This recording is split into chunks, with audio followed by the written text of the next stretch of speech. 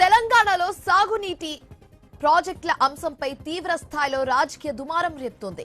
అధికార ప్రతిపక్ష పార్టీల మధ్య పవర్ పాయింట్ ప్రెజెంటేషన్ పై మాటల యుద్ధం తారాస్థాయికి చేరుకుంది. మరి కాసేపట్లో తెలంగాణ భవన్ లో బీఆర్ఎస్ పవర్ పాయింట్ ప్రెజెంటేషన్ ఇవ్వనుంది. నిన్న అసెంబ్లీలో ప్రాజెక్టులపై మంత్రి ఉత్తమ్ కుమార్ రెడ్డి ప్రెజెంటేషన్ ఇచ్చారు. దీనిపై హరీష్ రావు కౌంటర్ ఇవ్వనున్నారు.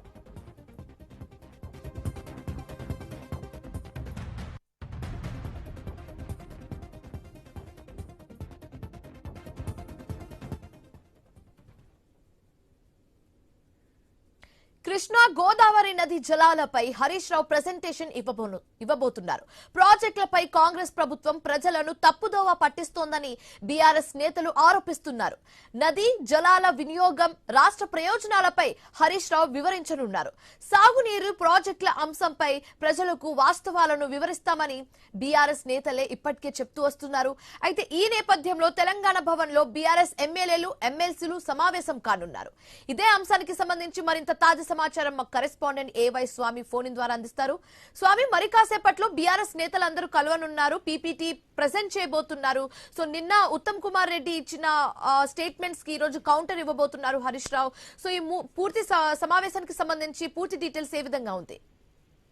శివాని, నిన్న అసెంబ్లీలో రాష్ట్ర ప్రభుత్వం తరఫున ఇటు మంత్రి ఇరిగేషన్ శాఖ మంత్రి ఉత్తమ్ కుమార్ రెడ్డి, సీఎం రేవంత్ రెడ్డి ఇద్దరు కూడా ఇరిగేషన్ ఇష్యూస్, ఆ విధంగా పాలసీ నిర్ణయాలు కావచ్చు, గత ప్రభుత్వం చేసినటువంటి ఎఫెక్ట్ కావచ్చు, వివిధ రకాల అంశాలపైన మాట్లాడుతూ అనేక అంశాలను కూడా తెరపై తీసుకురావడం జరిగింది. తాను తెలంగాణ వ్యక్తిగా తెలంగాణకు అన్యాయం చేయని చెప్పేసి మాట్లాడినటువంటి సీఎం రేవంత్ రెడ్డి రాజకీయంగా కేసీఆర్ పైన, హరీష్ రావు పైన, కేటీఆర్ పైన వరుస పదాలంతో కూడా ఒకవైపు ఆయన తిట్టిన జరుగుతుంది.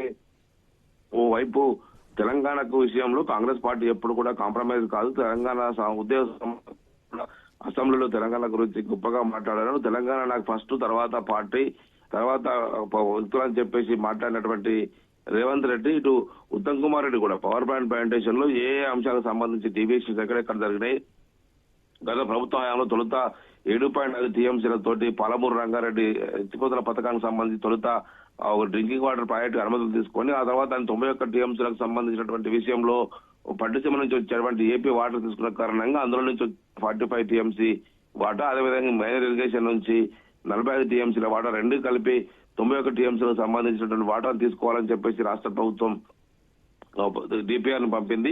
ఈ అంశం సంబంధించిన విషయంలో వివరించినటువంటి ప్రభుత్వం రాజకీయంగా దీనికి సంబంధించి ఇప్పుడు ఈ ప్రాజెక్టులు పూర్తి చేయాలంటే వాటర్ సోర్స్ పాయింట్ ని దూరాల నుంచి కాకుండా శ్రీశైలం నుంచి ఎందుకు పెట్టుకున్నారని చెప్పేసి కూడా సీఎం ఇటు మరోవైపు ఉత్తమ్ కుమార్ రెడ్డి కూడా ఆరోపించారు.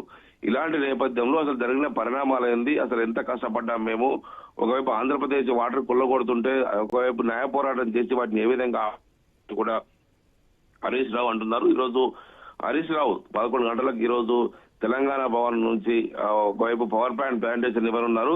దీనికి సంబంధించి పెద్ద ఎత్తున కూడా పార్టీ నాయకులు, కార్యకర్తలు, ఎమ్మెల్యేలు, ఎమ్మెల్సీలు అందరూ కూడా ఈ కార్యక్రమానికి హాజరవుతారు. దీనికి సంబంధించి పెద్ద ఎత్తున కూడా తెలంగాణ భవన్ లో ఏర్పాట్లు చేస్తున్నారు.